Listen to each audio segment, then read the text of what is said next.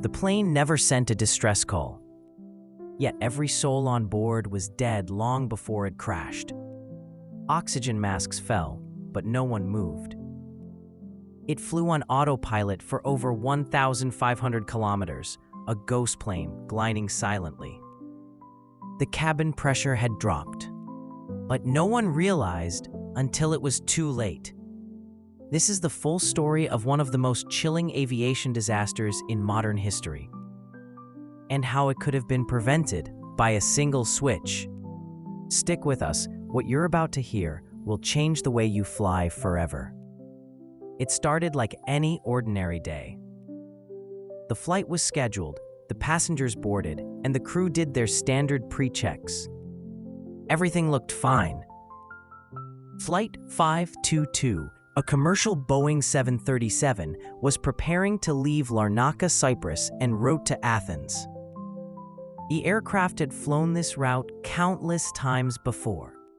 No red flags, no urgent maintenance, just another trip. But inside the cockpit, a crucial setting had been left unchanged.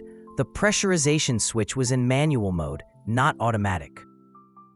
That tiny mistake would decide the fate of everyone on board.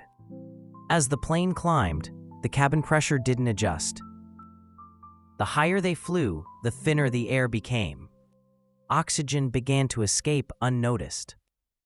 Within minutes, passengers began feeling dizzy. Some thought it was turbulence. Others simply dozed off. Inside the cockpit, warning alarms began to sound. But the crew, already affected by hypoxia, misunderstood them. They thought it was an air conditioning issue. And just like that, the clock started ticking. At 34,000 feet, things inside the aircraft turned deadly, but eerily silent. Passengers who had never flown before thought nothing of the dizziness. Some began to lose consciousness quietly. Children slept peacefully in their seats, unaware they were suffocating. And in the cockpit, both pilots sat slumped over their controls. The air pressure was dropping, but no one had the strength to respond. No emergency call was made. No mayday signal. Just the hiss of recirculating air in a cabin running out of time. Meanwhile, air traffic control tried to make contact. Over and over. Nothing. They flagged it. An emergency protocol began. But it was already too late. What no one knew was that the plane was now flying on autopilot. A fully functional aircraft. No one at the controls. And no one alive. The jet kept flying.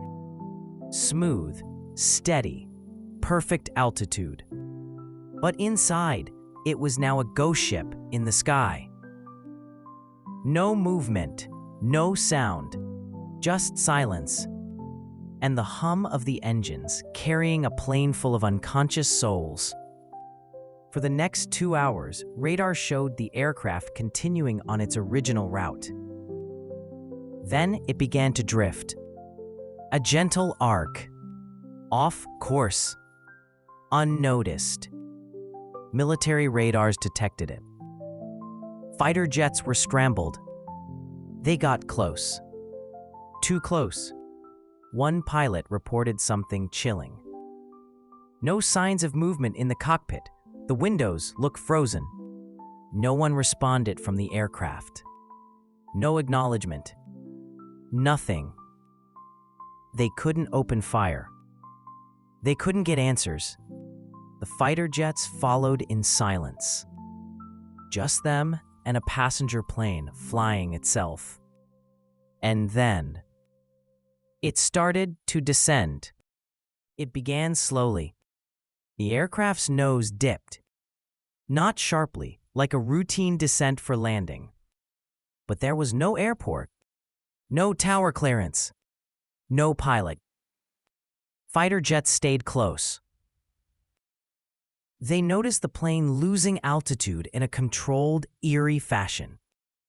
One jet circled ahead, trying to intercept and look inside. Inside the cockpit, still no movement. The controls untouched. The autopilot doing all the work. But the cabin oxygen had long depleted. The temperature was sub-zero. Everyone on board was likely already gone. Then something changed.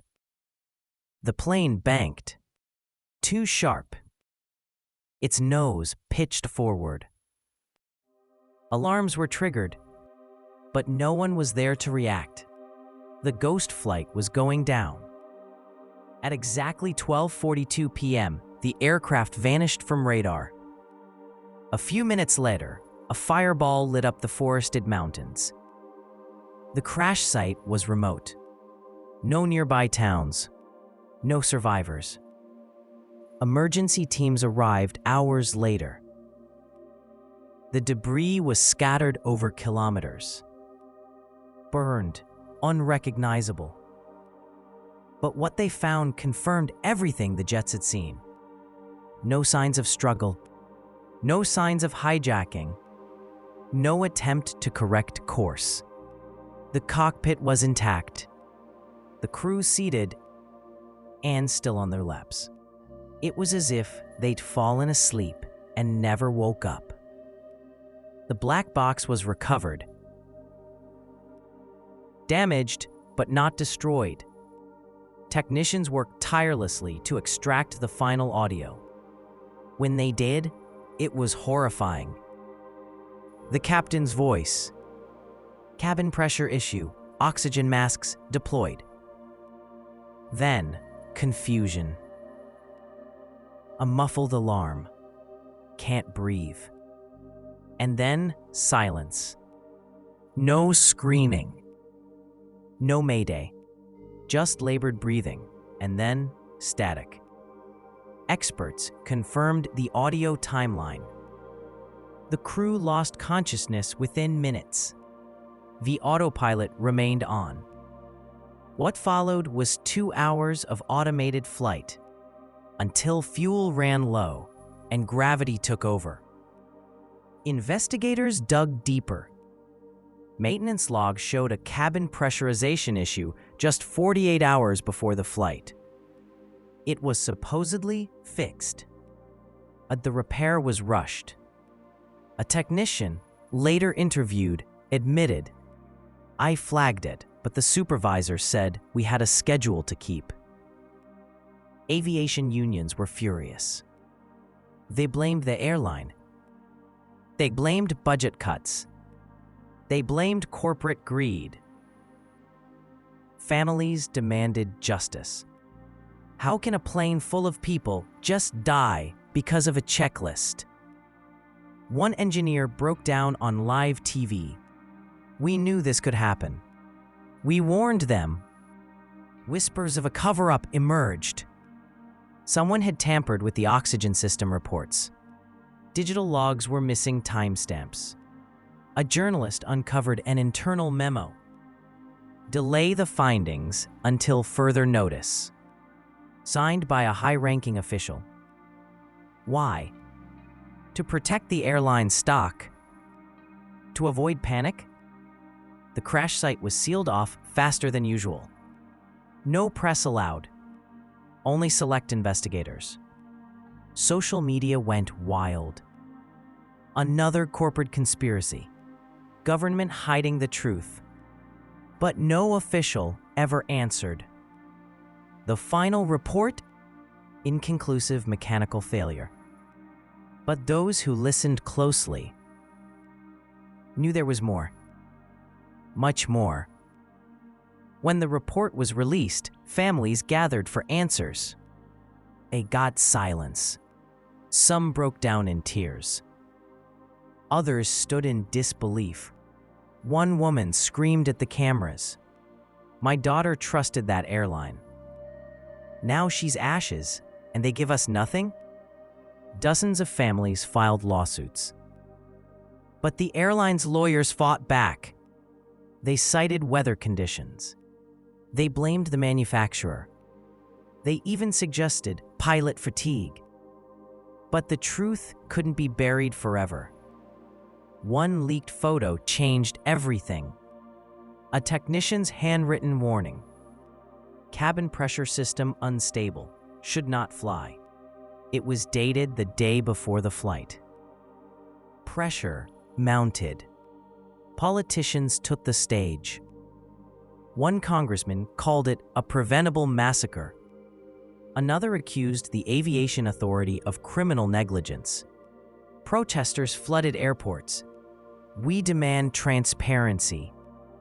Flying should not be a death sentence.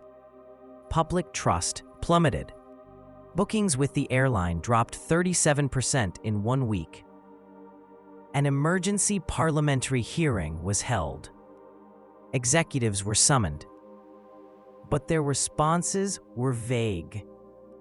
Legal teams blocked key documents. No one took responsibility. Behind closed doors, one insider said, "They're buying time. They know they're guilty." Among the victims were 2 highly respected pilots. Captain Mendez had 14,000 flight hours.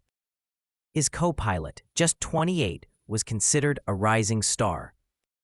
Both had logged multiple complaints about cabin pressure fluctuations.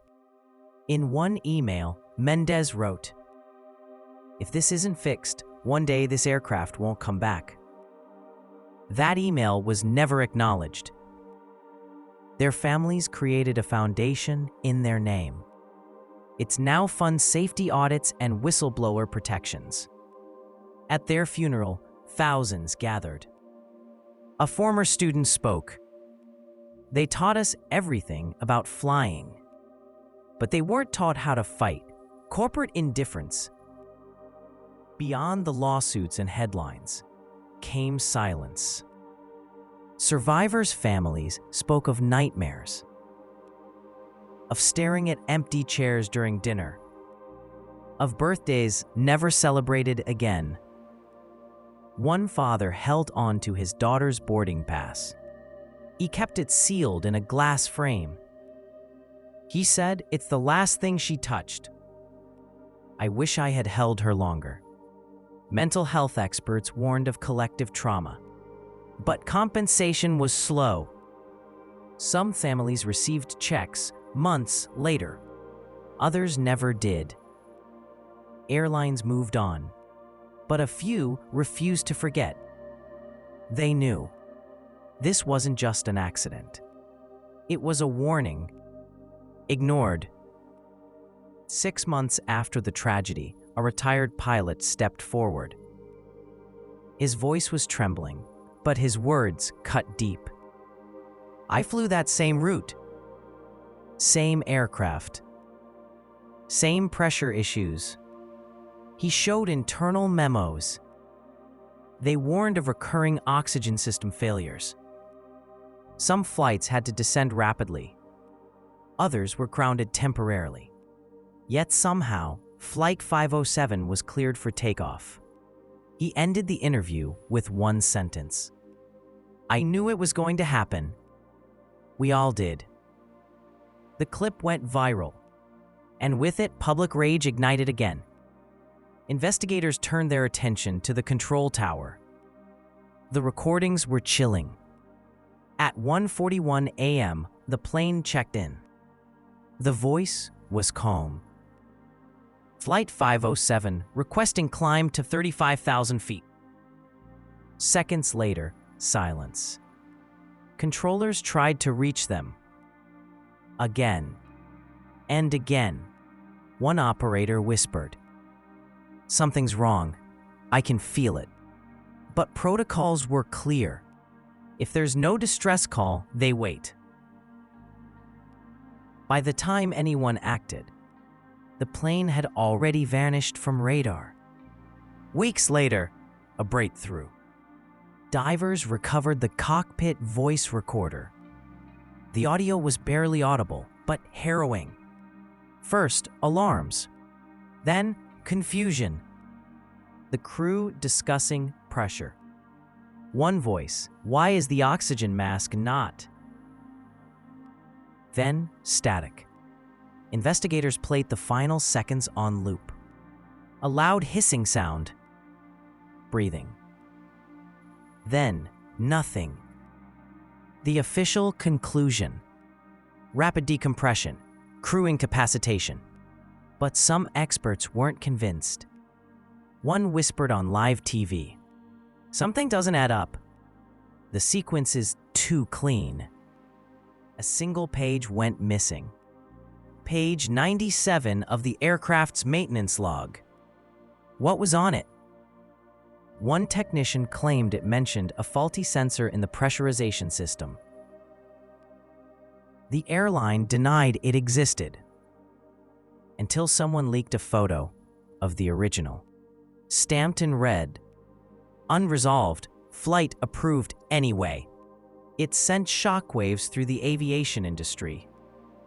Whistleblowers flooded forums. Pilots shared their own near misses. A former engineer tweeted, "Half the time we're flying on hope." The page was eventually included in a classified report, but its contents were never shown to the public. The investigation team began reconstructing the cockpit events second by second. What they found in the flight recorder was chilling. Not only had the crew received multiple erroneous readings, but the system meant to override critical failures had been manually disabled. Why would someone do that? Was it human error or intentional sabotage? Suddenly, the focus shifted from accident to crime scene. Family members of the victims demanded answers, but every answer seemed to raise more questions. And then they found a message buried deep in the maintenance logs. A message that suggested the plane wasn't even supposed to fly that day. The maintenance log revealed an alarming note. Flight postponed due to unresolved circuit malfunction. But someone had crossed it out and scheduled the plane to depart anyway. The technician who signed off on the aircraft had mysteriously disappeared. Just 2 days after the crash, the investigators tracked him down to a remote town. When questioned, his only response was, "I was told to sign it or lose everything." Who told him? He refused to say. But now the case had taken a terrifying new turn. It wasn't just a mistake. It was a cover-up. And the stakes were higher than anyone had imagined. Behind closed doors, airline executives were scrambling. Whistleblowers came forward, revealing that similar warnings had been ignored before. One insider shared a chilling report. "We knew the cockpit sensors were flawed, but grounding the fleet meant millions in losses. Profit had been prioritized over lives." Public outrage exploded. News outlets worldwide demanded accountability. And just when it seemed the truth couldn't get darker, a journalist leaked the unredacted flight logs. They showed tampering weeks before takeoff. Now, even aviation authorities were under suspicion. Had they allowed a dangerous plane to fly? A global investigation was launched. And for the first time, victims' families were given access to classified reports. The findings were devastating. The flight control system had failed in midair due to known vulnerabilities. And the airline had known for years. But nothing was done. Lawsuits began to pile up. And one by one, high-ranking officials were forced to resign. The tragedy became a turning point in aviation safety. New protocols were introduced. And this time, they came too late. For 114 souls who paid, the investigation team, now under intense pressure, decided to reanalyze the entire flight path from scratch. They gathered data from weather satellites, ATC logs, passenger texts, and even meteorological anomalies. One chilling detail emerged. A short burst of static heard by a nearby pilot, just minutes after the flight vanished. It wasn't part of normal communication. It was a desperate attempt. A voice, distorted. One word, smoke. Then, silence. Forensic audio experts tried to clean up the signal. They isolated frequencies, adjusted pitch, and removed noise. They confirmed it. The final message had come from the missing flight. But what kind of smoke? Fire? Electrical failure? The mystery only deepened, and the clock was ticking. With renewed urgency, investigators expanded the sonar mapping of the ocean floor. They brought in deep-sea submersibles and autonomous underwater vehicles. One detected a large metallic anomaly, too deep for recovery. A pressure-resistant camera was sent down. What it saw left the team speechless. Scattered fragments. Landing gear twisted in unnatural angles. But no fuselage, no cockpit, and no black box. If this was the crash site, where was the rest of the plane? Some speculated an underwater landslide had buried it. Others feared it had broken apart in mid-air, scattered over hundreds of kilometers. Either way, families wanted closure. But nature wasn't cooperating. Then came the storm. A massive cyclone disrupted recovery efforts. Waves 10 meters high destroyed several sonar relays. 2 vessels nearly capsized. Operations were suspended indefinitely. But satellite scans during the storm revealed something unexpected. A shape too structured to be natural, floating under the waves. As soon as the storm passed, a stealth drone was dispatched. It followed the coordinates. Nothing. The object was gone.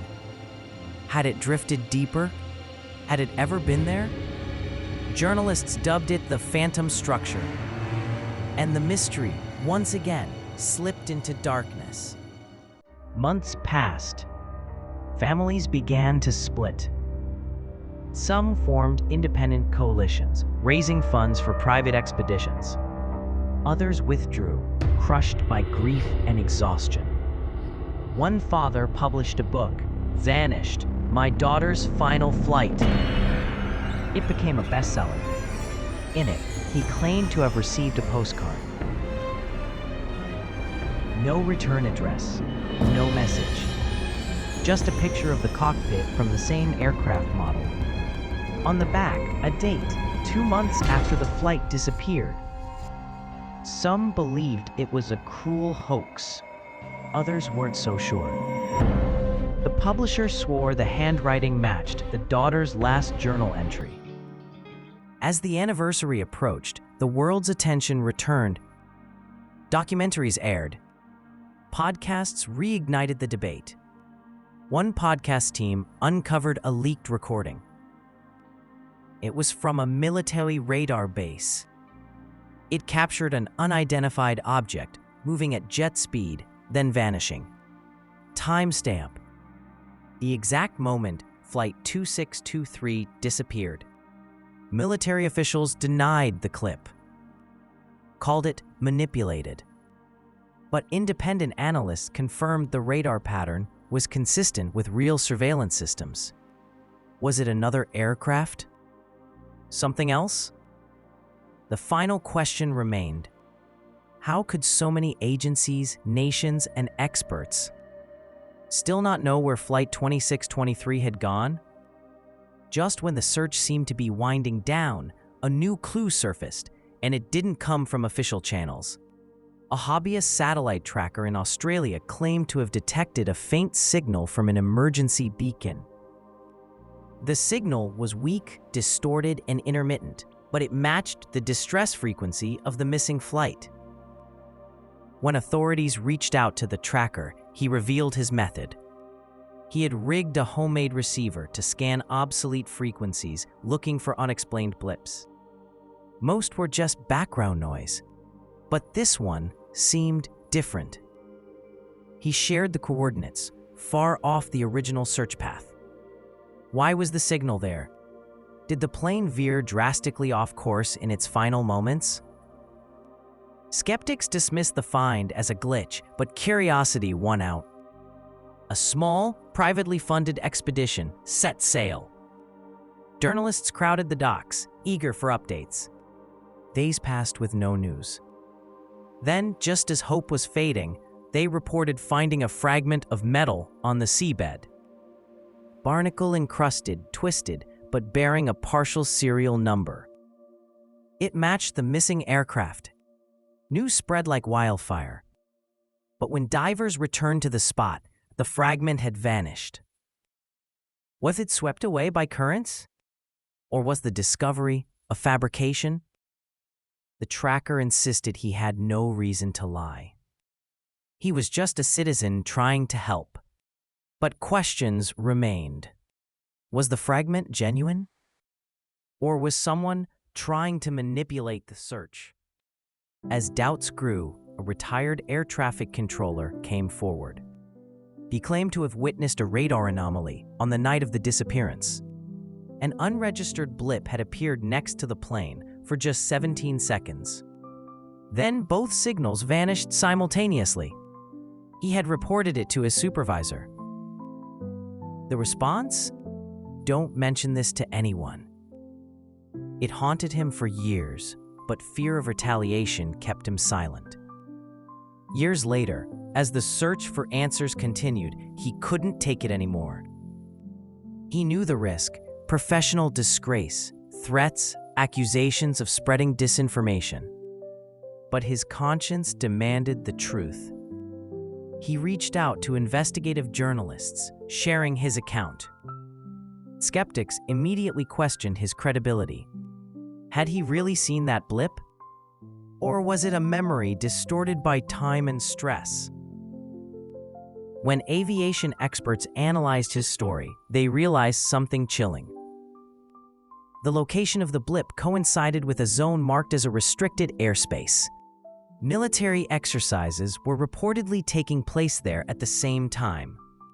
Could the blip have been a military aircraft? And if so, why would it intersect with the missing plane's flight path? An independent radar analyst reviewed archived data. He noted that some records from that night had been altered. Deleted segments, suspicious gaps. Was someone actively erasing evidence? A whistleblower from within the Aviation Authority claimed that some radar data had been intentionally obscured for security reasons. Pressure mounted for transparency, but the official response remained evasive. The families demanded answers. Why was the radar data manipulated?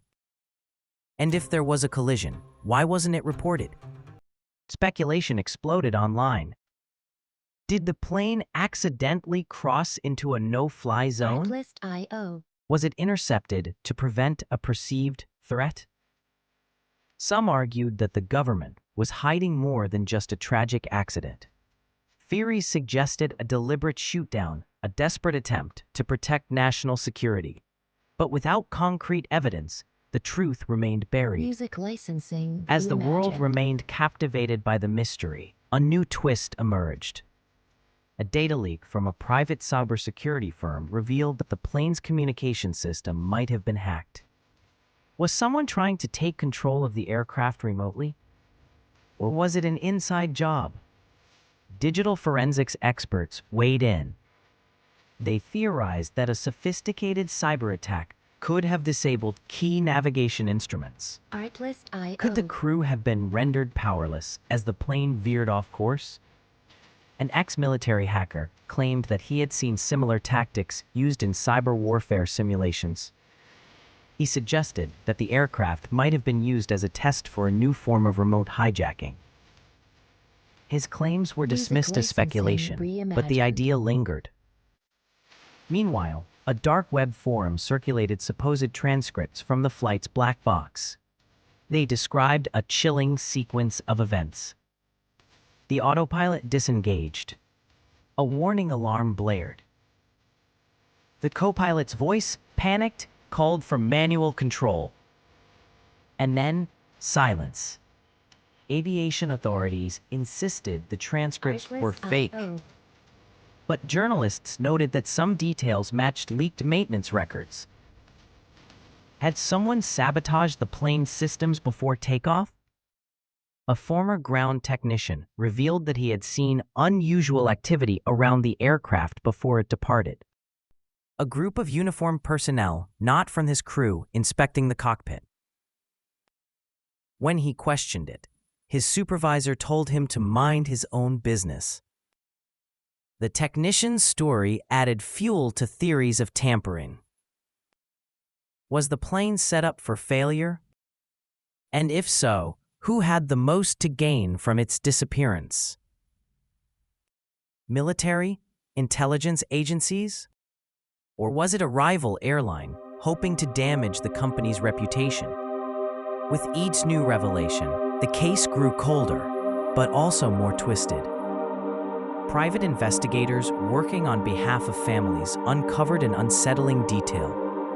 3 of the passengers had been carrying classified documents. One worked for an aerospace firm developing drone technology. Another was a cryptographer employed by a defense contractor. The third was a journalist investigating a controversial weapons program. Could they have been targeted? And if so, was the plane's disappearance a cover for an assassination? A former intelligence operative hinted that similar incidents had occurred during the Cold War. High-value targets sometimes disappeared in seemingly accidental crashes. A controversial documentary speculated that the flight was diverted to a remote airbase. The passengers taken for interrogation. The wreckage staged to look like an accident. Critics called it sensationalism. But the families, desperate for any possibility, demanded that the theory be investigated. Satellite imagery of the suggested airbase revealed no conclusive evidence. But a journalist noted that the region had restricted access, making independent verification impossible. Were authorities hiding a military operation gone wrong? Or had the plane really vanished without a trace, leaving behind a trail of half-truths and conspiracy? As years passed, the story faded from the news cycle. Only dedicated forums and podcasts kept the case alive. The official narrative remained unchanged. Flight 2623 vanished, presumed lost. But survivors' families refused to let go. One group pooled resources to fund their own research expedition. They mapped out areas overlooked by the original search teams, focusing on underwater trenches and uncharted islands. Months of effort yielded little until they discovered a metallic object lodged in a coral reef. It bore a faint serial number, not a perfect match, but similar to the aircraft model. Hopes rose briefly, but marine biologists determined the object had been underwater for decades, unrelated to the recent disappearance. A final press conference marked the 10th anniversary of the incident. A lead investigator admitted that, despite advances in aviation safety and tracking technology, the fate of Flight 2623 remained one of history's most elusive mysteries. For the families, the lack of closure remained a wound that never healed. One mother shared a message from her son, a text sent just before takeoff. "See you soon, Mom." Her voice cracked as she read it aloud, the weight of a decade of uncertainty evident in her tone. As the lights dimmed in the conference hall, a sense of collective grief lingered. Perhaps one day the truth would surface. But until then, the question would remain. How can a plane and the lives aboard simply disappear? Follow SKYPLUS for more stories that defy explanation. We'll keep searching until the mystery is solved.